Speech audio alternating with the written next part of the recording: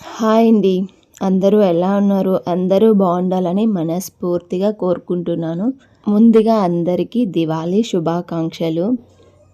ఇంతకీ మీరు దివాళీ కోసం ఏమి స్పెషల్ వంటకాలు చేశారో కింద కామెంట్ సెక్షన్‌లో కామెంట్ చేయండి. నేనైతే ఈరోజు వీడియోలో ఒక స్వీట్, ఒక హాట్ అయితే చూపిద్దామని వీడియో అయితే షూట్ చేశాను. లేట్ చేయకుండా ఎండ్ వరకు వీడియోనైతే చూడండి. సింపుల్ అండ్ టేస్టీగా ప్రిపేర్ చేసుకోవచ్చు ఈ రెసిపీస్ని. అండ్ జొన్న పిండితో మీరు ఎప్పుడైనా స్నాక్ని ట్రై చేశారా? ఈ విధంగా సూపర్ టేస్టీగా అయితే వచ్చింది. వీడియోని ఎండ్ వరకు చూడండి, ఎక్కడ స్కిప్ చేయకుండా.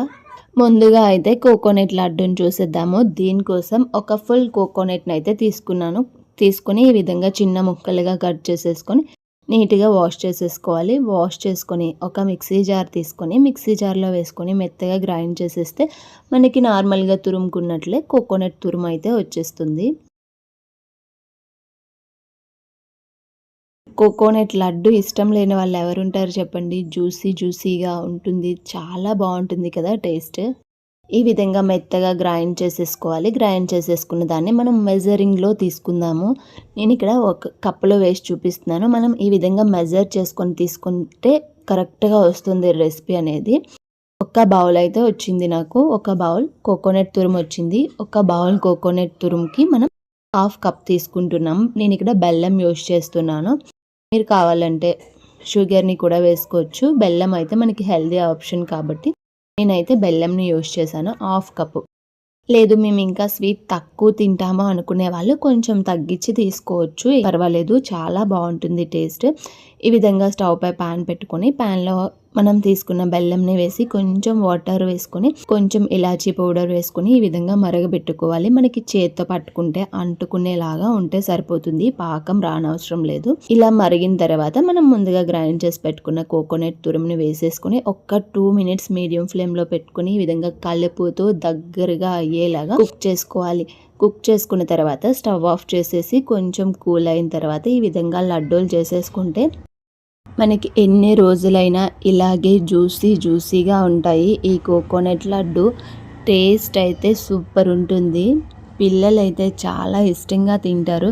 చిన్నప్పుడు మనకి కోకోనట్ బెల్లం కలిపి ఇచ్చేవారు. మన చిన్నప్పుడు గుర్తుందా? నేను కట్ చేస్తూ ఉంటే సేమ్ మా పిల్లలకి కూడా అలాగే ఇస్తూ ఉంటాను. కట్ చేసేటప్పుడు వాళ్ళు అలాగే తినేశారు. కోకోనట్ బెల్లం కలుపుకొని చాలా బాగుంటుంది ఆ కాంబినేషన్. కానీ నేను ఇలా స్నాక్స్లో అంతా పెట్టడానికి బాగుంటుందని చెప్పి ఈ విధంగా లడ్డు అయితే చేసి పెట్టాను. సూపర్ టేస్టీగా ఉంటుంది. ఒక్కసారి ఈ విధంగా ట్రై చేయండి. జ్యూసీగా చాలా బాగుంటుంది కోకోనట్ లడ్డు. ఇప్పుడు మన సెకండ్ రెసిపీ వచ్చేసి జొన్న పిండితో ఈ విధంగా క్రిస్పీ స్నాక్స్ అయితే చూపిస్తున్నాను. చాలా అంటే చాలా బాగా వచ్చాయండి.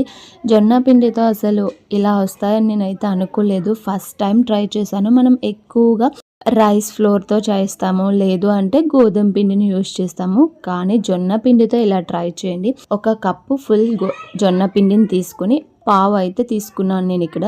మీరు కావాలంటే హాఫ్ కూడా తీసుకోవచ్చు. నేను ఇక్కడ పావు కప్పు రైస్ పిండిని బియ్యం పిండిని తీసుకున్నాను. బియ్యం పిండిని తీసుకొని ఇందులోకి మీ స్పైసీని బట్టి రెడ్ చిల్లీ పౌడర్, సాల్ట్, కొంచెం వాము, మీకు నచ్చినంత, నేనైతే కొంచెం ఇంకా ఎక్కువ వేయాలేమో అనిపించింది. నువ్వులు కూడా వేసుకొని నేనైతే హ్యాండ్ ఫుల్ గా తీసుకొని వేసుకున్నాను. వేసుకొని కావాలంటే ఇంకొంచెం ఎక్స్ట్రా వేసుకుంటే ఆ ఫ్లేవర్ చాలా బాగుంటుంది. నువ్వులు, వాము కలిపి ఈ విధంగా వేసుకున్న తర్వాత వేడిగా ఉన్న వాటర్ వేసుకోండి. హాట్ వాటర్ మరగబెట్టుకొని ఈ విధంగా వేసుకుంటూ మెల్లిగా మిక్స్ చేసుకోండి. కొంచెం వేసుకుని ఒకేసారి వాటర్ అయితే వేసేయొద్దు. ఈ విధంగా కొంచెం వాటర్ వేసుకుంటూ మనం ఈ విధంగా మిక్స్ చేసుకోవాలి. ఇలా కొంచెం హాట్ వాటర్ వేసుకుంటూ ఈ విధంగా మిక్స్ చేసి అయితే పక్కన పెట్టుకుని ఇప్పుడు స్టవ్ పై ప్యాన్ పెట్టుకుని ఆయిల్ వేసుకొని ఆయిల్ అయితే హీట్ చేసుకుందాము. నేనైతే ఆల్రెడీ స్టవ్ పైన పెట్టేశాను ఆయిల్ వేసుకొని. ఇప్పుడైతే నేను ఇక్కడ ఆ షేప్స్ ఉంటాయి కదా మనకి జంతిక గొట్టంలోని, ఇలా అయితే నేను ఇక్కడ స్టార్ షేప్ తీసుకున్నాను. మీరు కావాలంటే ఏ విధంగానైనా వేసుకోవచ్చు. నేను ఇక్కడ స్టార్ షేప్ తీసుకున్నాను. స్టార్ లాగా వస్తాయి కదా, అవి చాలా బాగుంటాయి. ఈ విధంగా జంతికల గొట్టంలో మనం మొత్తం పిండిని పెట్టుకొని వేడిగా ఉన్న ఆయిల్‌లో ఇలా తిప్పేసుకోవాలి. మీరు కావాలంటే చిన్నవిగా కూడా వేసుకోవచ్చు. చాలా బావుంటాయి. నేనైతే ఒకటే పెద్దదిగా వేసేసుకున్నాను. ఇవి కుక్ అవ్వడానికి కొంచెం టైం పడుతుంది. హై ఫ్లేమ్‌లో పెట్టుకొని మాత్రమే కుక్ చేసుకోండి. మీడియం లో ఫ్లేమ్‌లో పెట్టొద్దు అసలు. ఎందుకంటే మంచిగా కుక్ అవ్వవు మనకి. హై ఫ్లేమ్‌లో పెట్టుకొని మంచిగా కుక్ చేసుకుంటే ఫాస్ట్‌గా కుక్ అయిపోతాయి. క్రిస్పీగా కూడా వస్తాయి. మీరు ఒకసారి చెక్ చేయండి. తీసిన తర్వాత సాఫ్ట్‌గా ఉన్నాయా లేదంటే క్రిస్పీగా వచ్చాయా అనేది. ఈ విధంగా మనకి కొంచెం కలర్ చేంజ్ అయ్యేలాగా చేసుకున్నామంటే మంచిగా క్రిస్పీగా వస్తాయి. నార్మల్‌గా వైట్‌గా ఉండేటప్పుడే తీసేస్తే కుక్ అవ్వవు. లోపల క్రిస్పీనెస్ అనేది రాదు. ఈ విధంగా కలర్ కూడా ఉండేలాగా క్రిస్పీగా హై ఫ్లేమ్‌లో పెట్టుకొని చాలా బాగా వస్తాయి. నేను ఇక్కడ ట్రై చేశాను. చిన్నవిగా చాలా బాగా వచ్చాయి.